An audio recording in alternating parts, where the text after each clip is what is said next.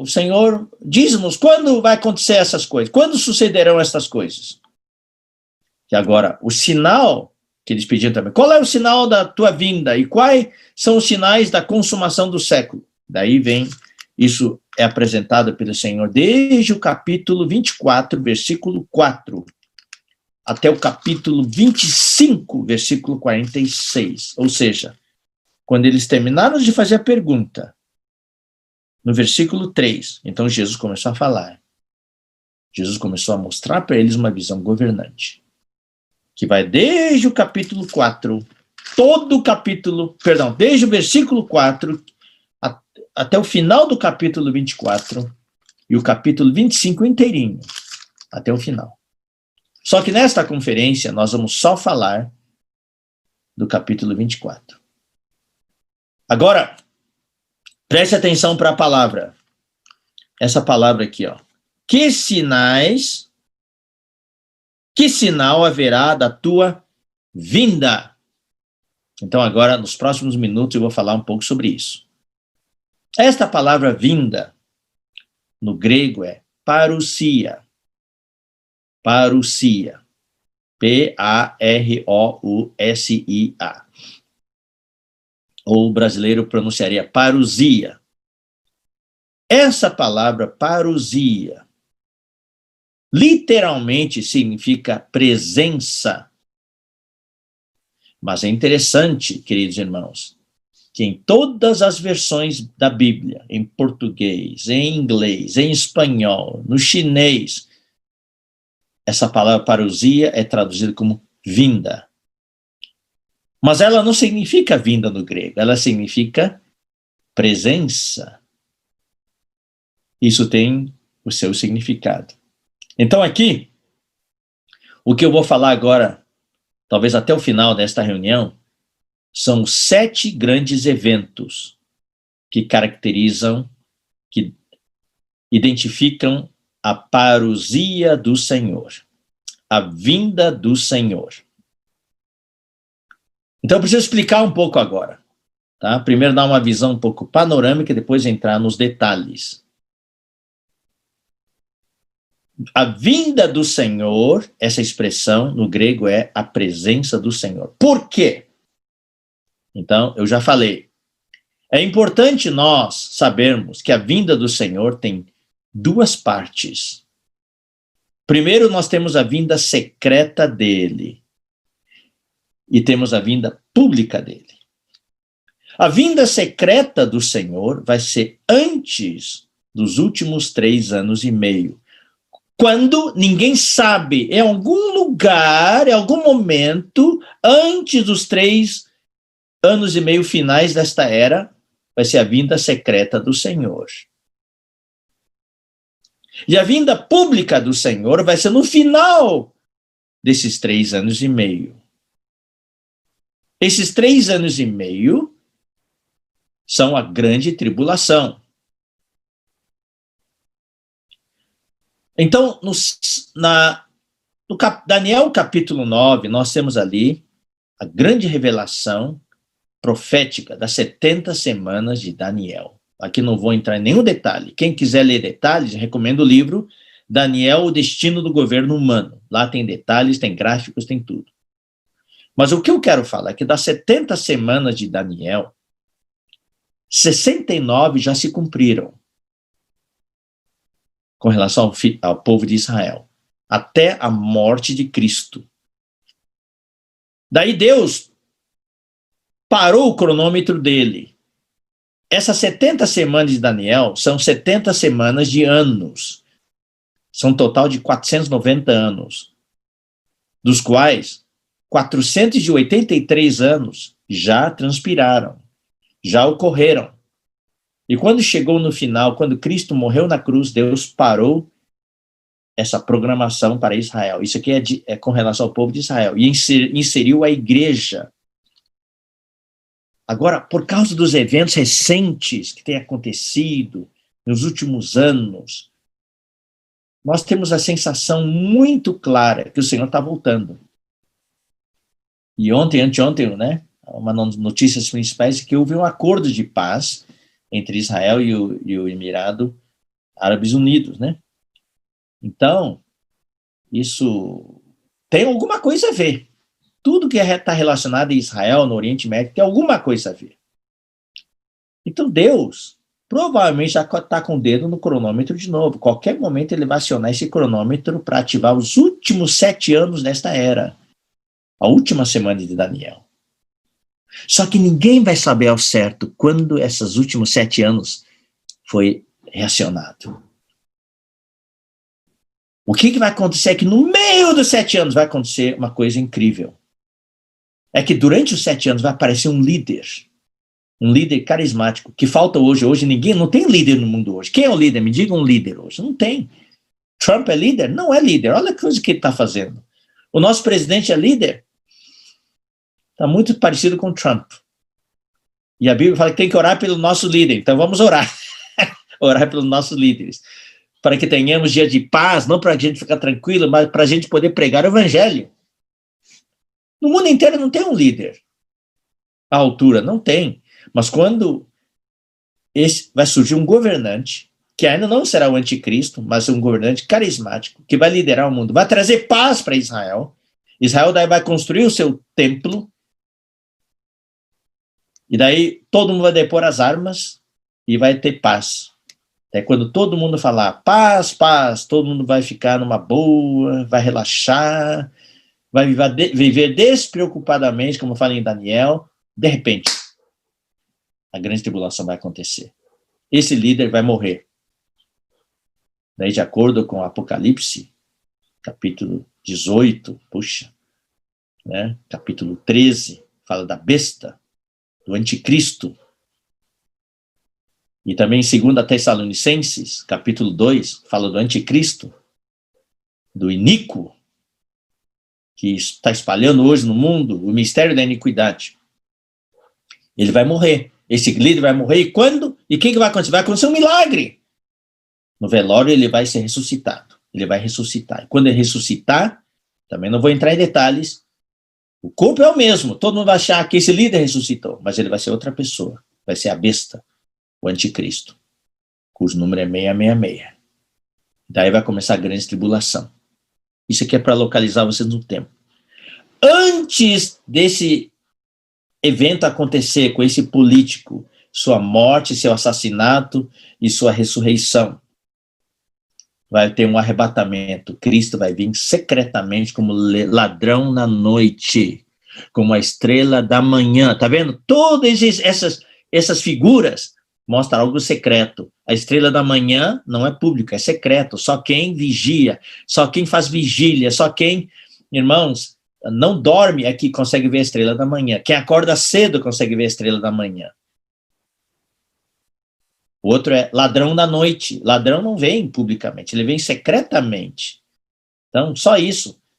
Já são 2 das características. Isso aí, só isso é uma conferência, tá? Os aspectos da vinda secreta e da vinda pública de Cristo.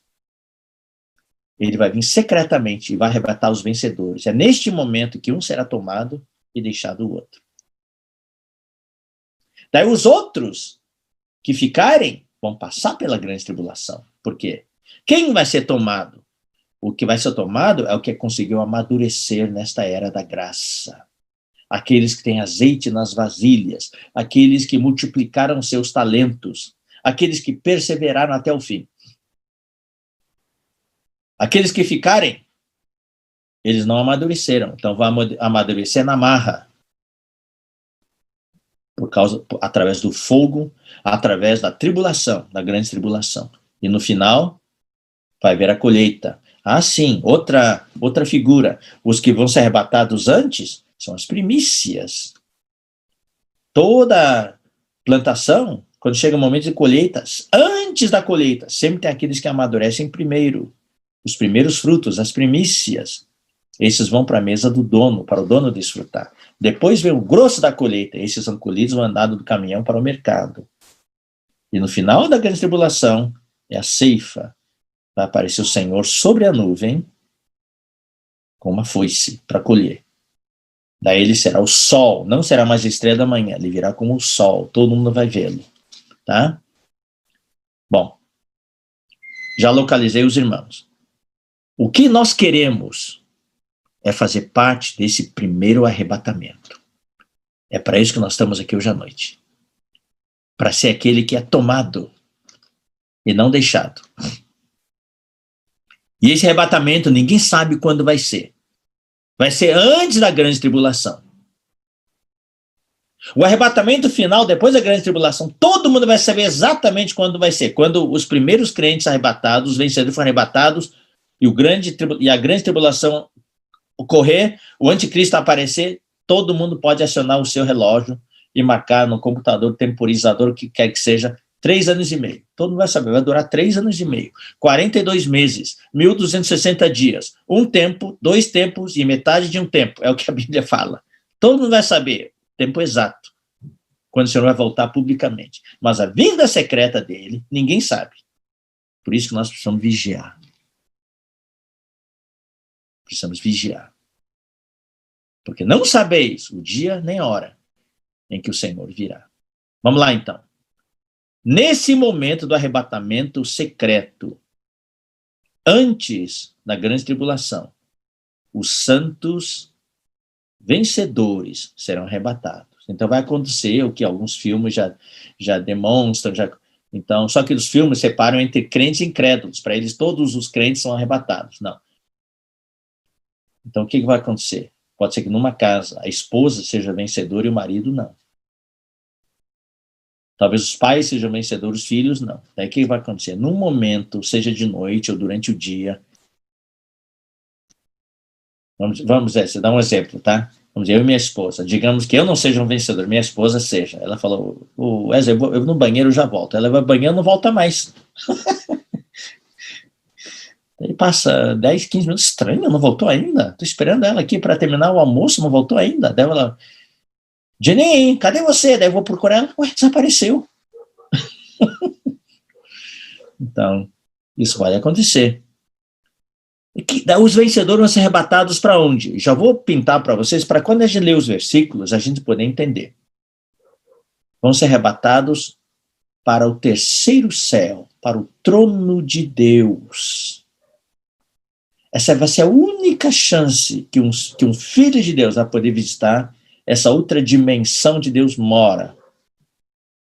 Vai passar pelo buraco de minhoca, buraco de negro, e vamos lá direto, arrebatado para outra dimensão, lá para o trono de Deus.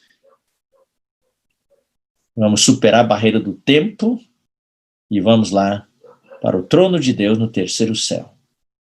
Daí, no momento que chegarmos lá, aí, irmãos, vai acontecer algo incrível. Vai começar uma jornada de 3 anos e meio, uma viagem do terceiro céu até a nuvem.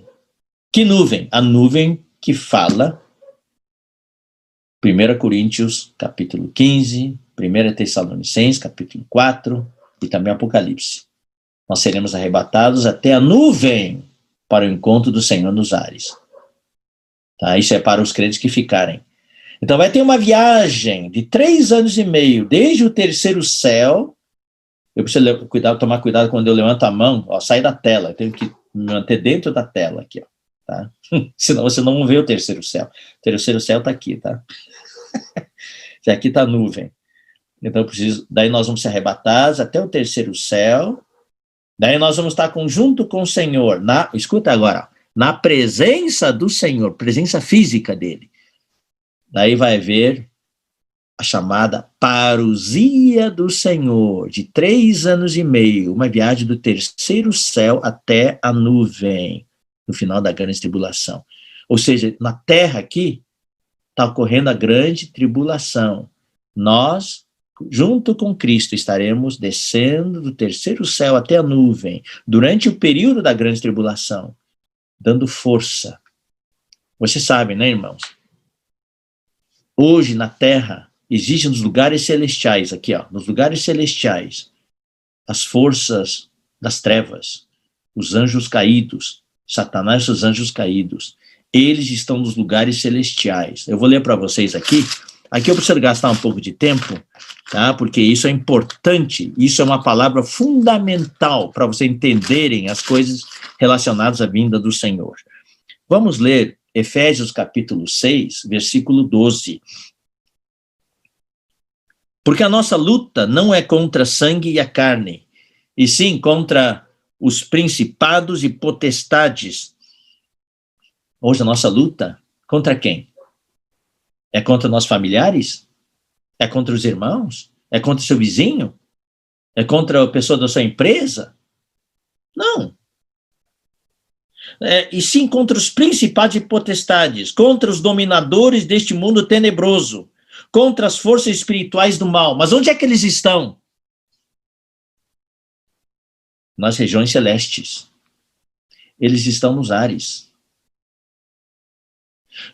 Esses anjos caídos, 1/3 deles, dos anjos, todos o corpo de anjos que Deus tinha, 1/3 se juntou a Satanás na sua rebelião. E Satanás e esses anjos tinham acesso a Deus no 3º céu, no trono de Deus. Mas com a rebelião de Satanás, Isaías 14, irmão Pedro Dong leu para nós nos últimos domingos, Satanás e os anjos rebeldes foram lançados fora da esfera do 3º céu. Lançados para a terra. Mas a terra inclui a atmosfera, inclui o espaço em volta da terra. E é esse espaço em volta da terra, esse céu em volta da terra, que é chamado regiões celestiais. Lugares celestiais. É onde estão esses anjos caídos.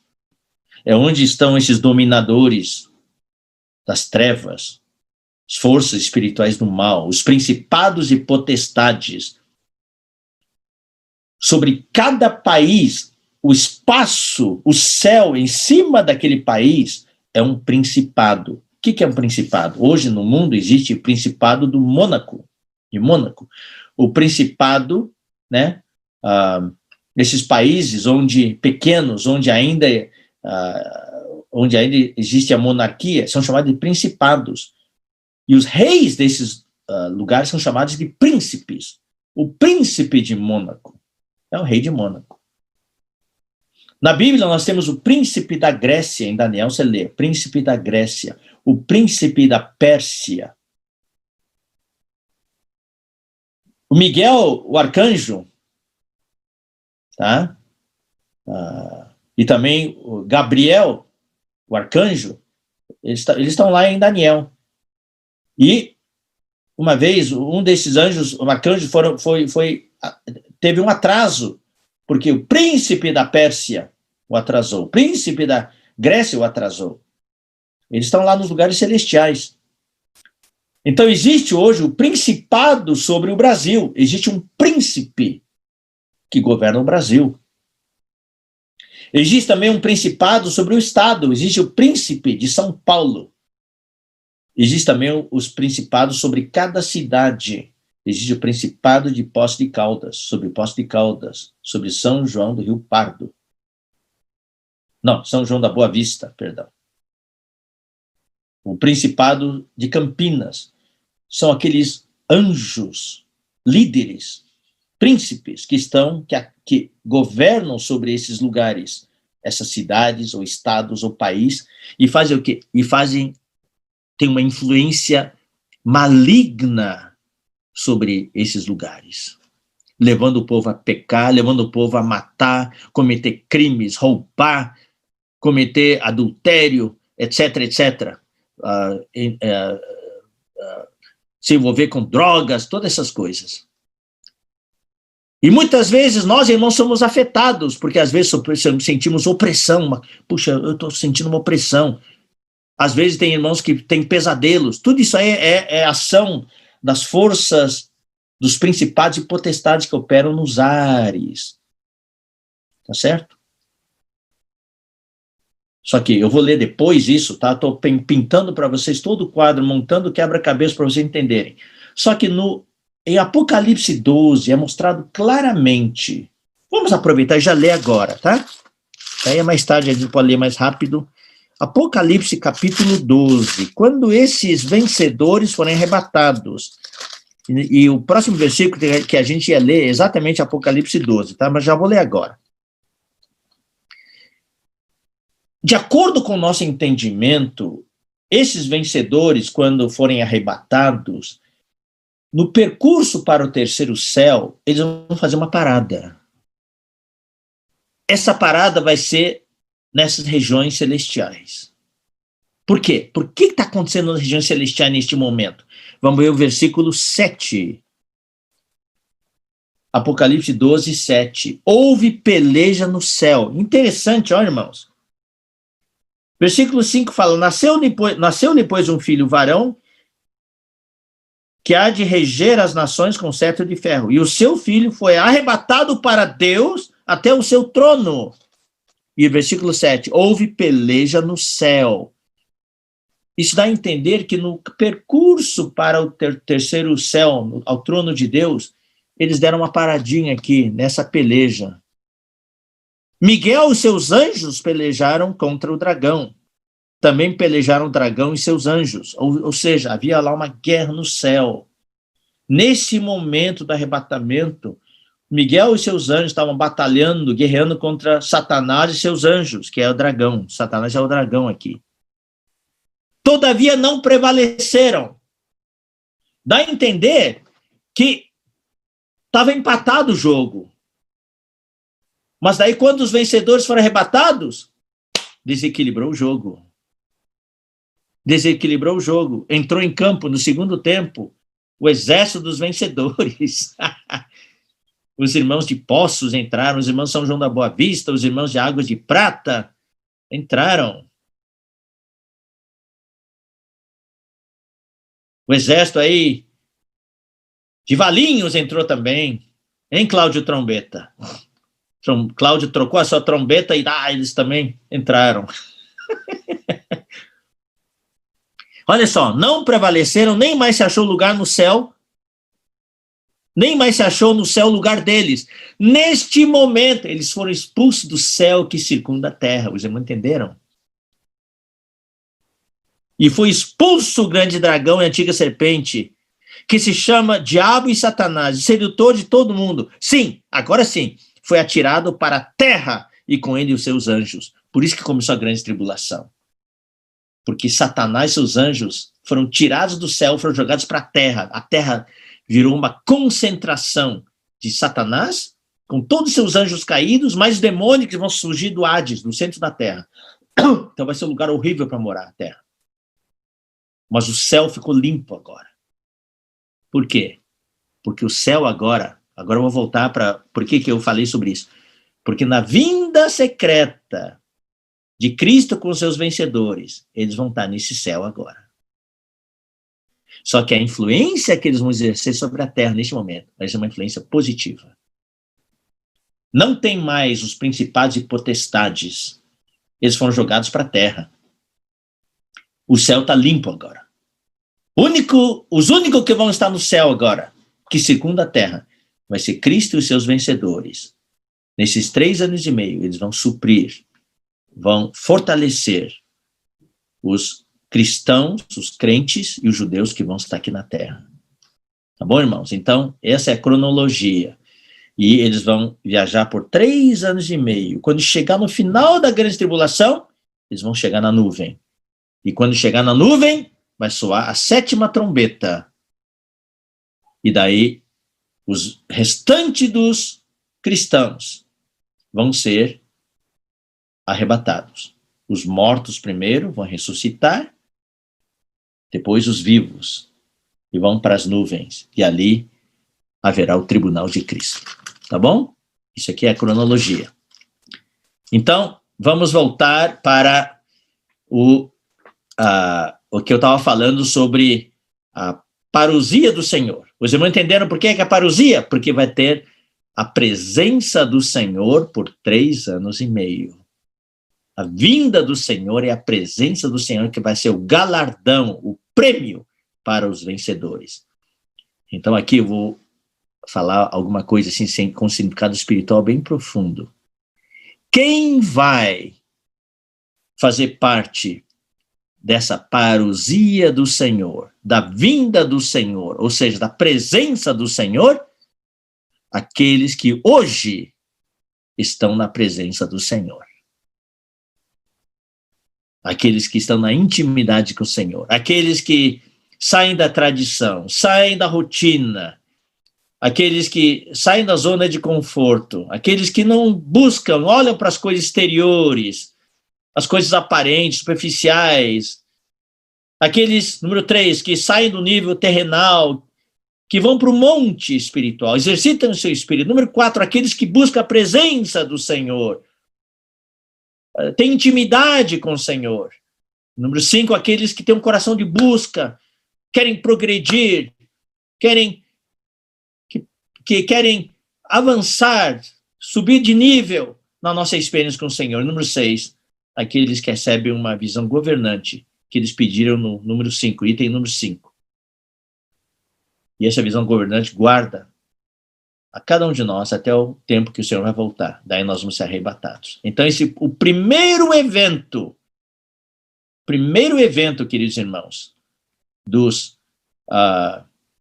da parousia do Senhor. E total são 7 eventos, tá? 7 eventos. O primeiro grande evento, qual que é? É exatamente o arrebatamento dos crentes. Então agora os irmãos já estão localizados. E o arrebatamento dos crentes. Número 1. O primeiro grande evento da parousia do Senhor é o arrebatamento dos crentes. Esse arrebatamento está em Apocalipse. E esses crentes vencedores, eu vou falar assim melhor ainda, é o arrebatamento dos vencedores. Não é dos crentes em geral. Arrebatamento dos crentes vencedores. E esses crentes vencedores são representados em Apocalipse por 2 figuras.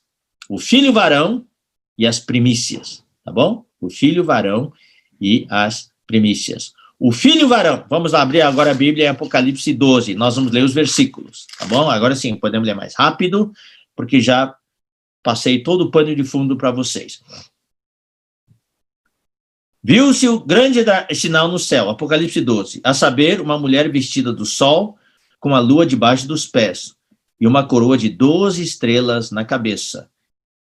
Que se achando grávida, essa mulher estava grávida. Quem é essa mulher? Para nós, para todos os efeitos práticos, para o que nós queremos saber, essa mulher hoje, é suficiente dizer, é a igreja, tá? Porque, profeticamente falando, também significa, tem mais itens no Antigo Testamento, mas para nós é a igreja. E essa mulher está grávida e grita com as dores de parto, sofrendo tormentos para dar à luz. O mundo hoje está sofrendo tormentos. O mundo hoje está em dores de parto. Todas essas tragédias que acontecem são as dores de parto. E a igreja mesmo, queridos irmãos, eu vou dizer uma coisa, a partida dos nossos entes queridos, irmãos que dormiram no Senhor. O irmão Crispim dormiu no Senhor. Puxa, foi uma grande dor.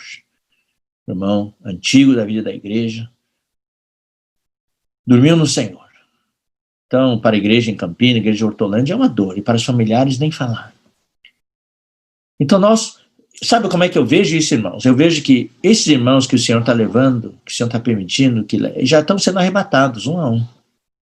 Tá? Sendo arrebatados como primícias. E isso serve como consolo para todos os familiares e para os irmãos. Então essa mulher estava grávida, grita com as dores de parto. E as dores de parto estão cada vez mais curtas. O intervalo está diminuindo cada vez mais. As frequências estão aumentando.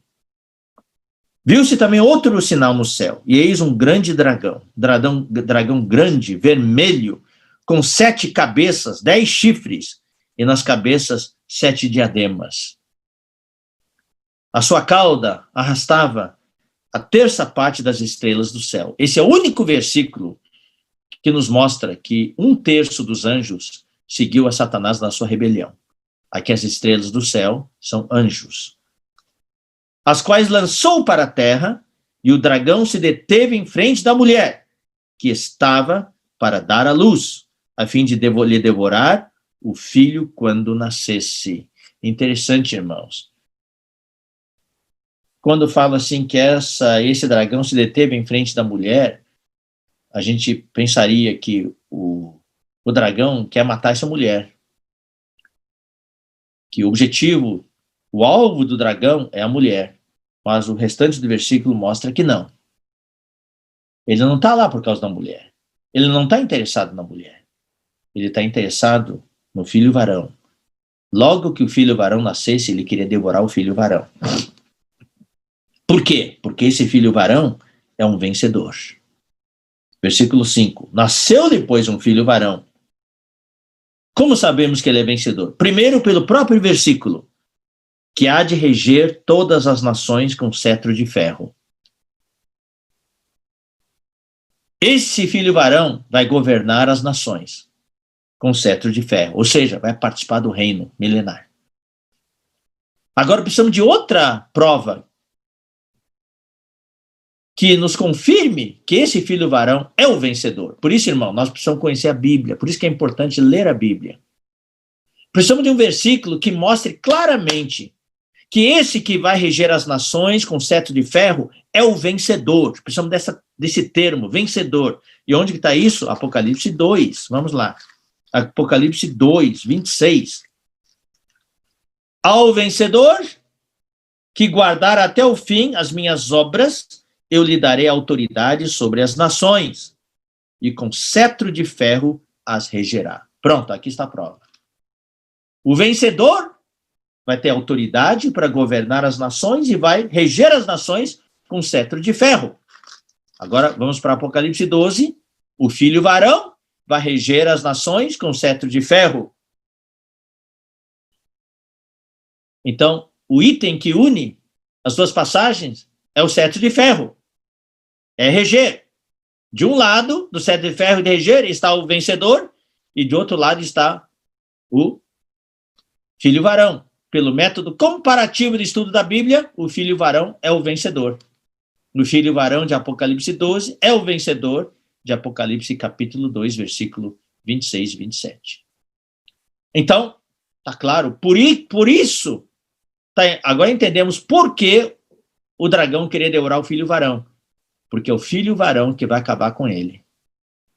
Quando nasceu o filho varão, Satanás já sabe, eu tenho só mais 3 anos e meio aqui na Terra. Então o que Satanás está fazendo hoje? Tentando atrasar ao máximo o nascimento do filho varão. Neutralizando a mim e a você. Quanto mais tempo demorar para a formação do exército do Senhor, quanto mais tempo demorar para o surgimento dos vencedores, mais tempo ele vai ter na Terra para acabar com a raça humana, para fazer o trabalho dele. Então, queridos irmãos, não fique tão desencorajado se você sente que está sendo o alvo do ataque do inimigo. Porque se você hoje está sendo visado pelo inimigo, por um lado, queridos irmãos, humanamente falando é difícil, humanamente falando, temos que orar para o Senhor nos libertar, nos livrar, a gente pede livramento. Mas, por outro lado, vendo sob outro ângulo, é um encorajamento. Se você está sendo visado, é porque você já é parte do filho varão.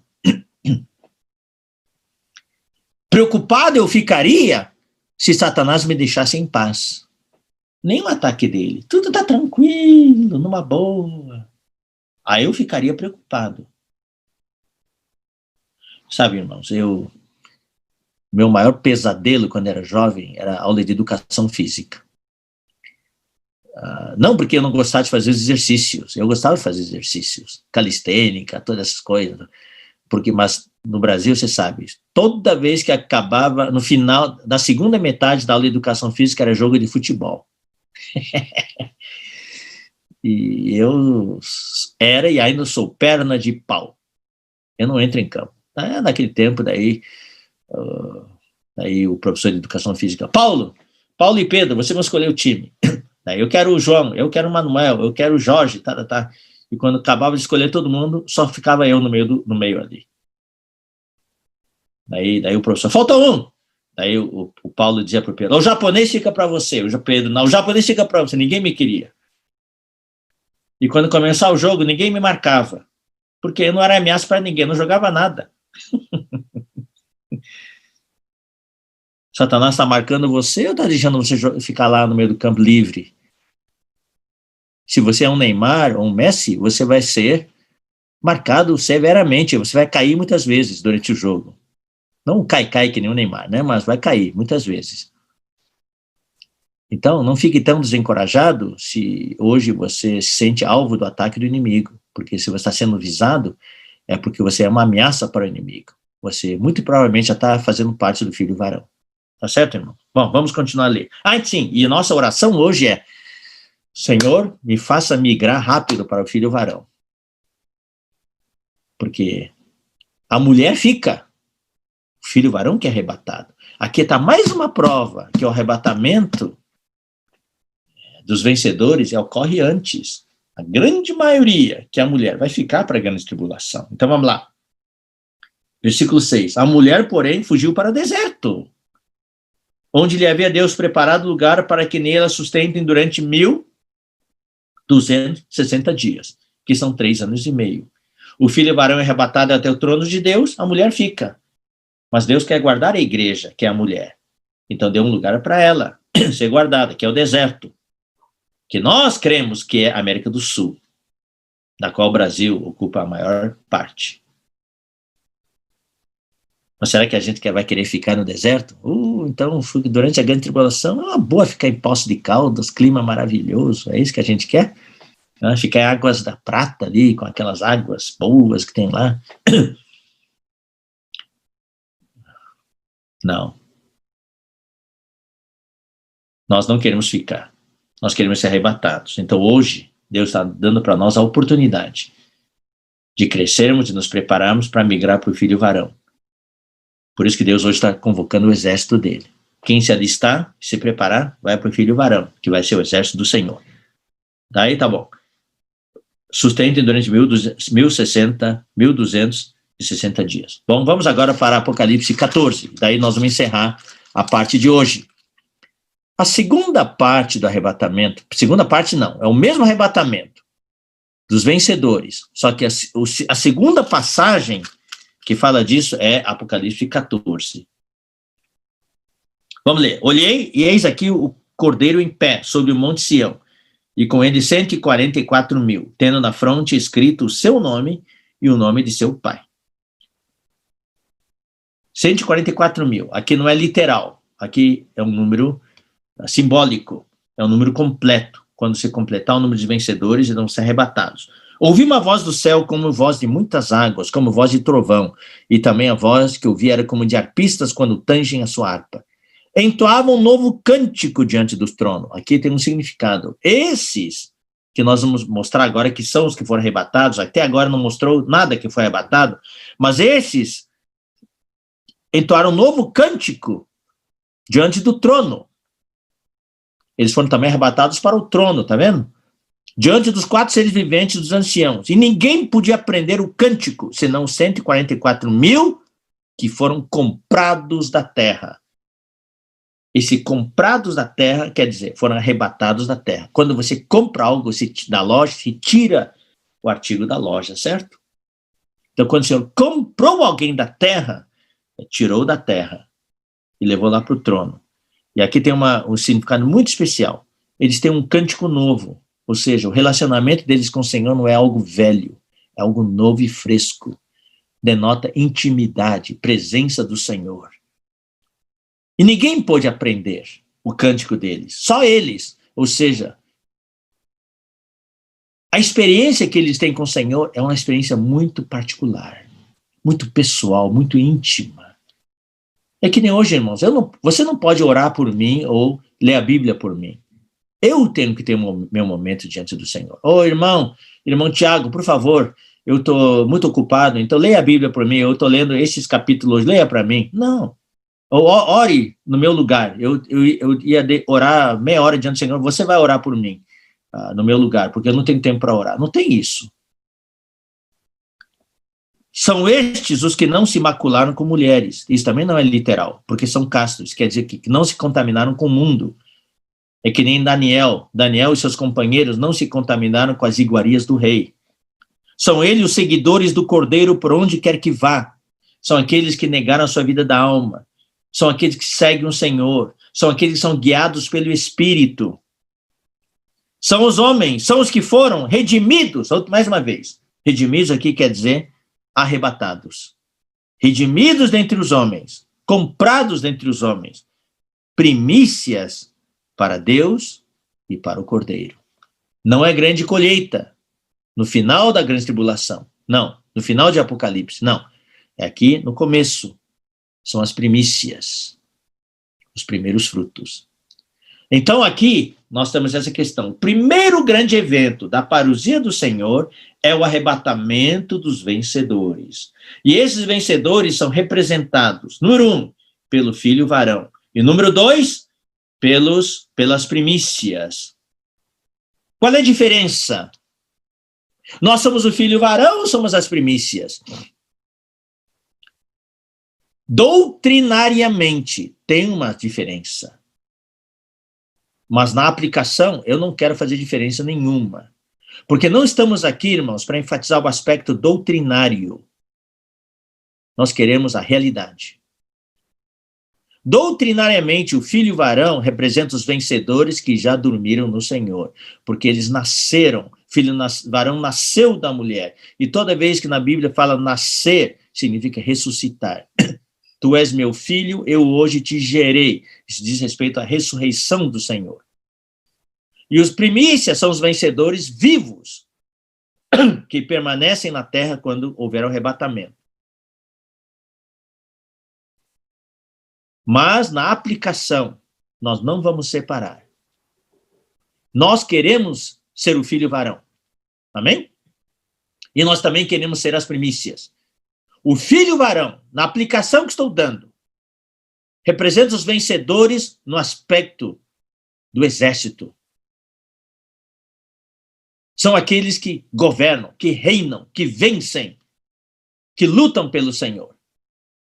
Que vão ajudar Miguel e seus anjos a derrotar Satanás e seus anjos lá no céu. É o aspecto guerreiro do vencedor. E as primícias representam o aspecto íntimo dos vencedores, aqueles que têm intimidade com o Senhor, aqueles que conhecem o Senhor, aqueles que estão na presença do Senhor. Então nós precisamos desses dois aspectos. Por um lado, ter intimidade com o Senhor, estar na presença do Senhor. Por outro lado, estar engajados, focados, comprometidos na obra do Senhor, na guerra do Evangelho. Então nós queremos ser o filho varão e também ser as primícias. Amém? Louvado seja o Senhor.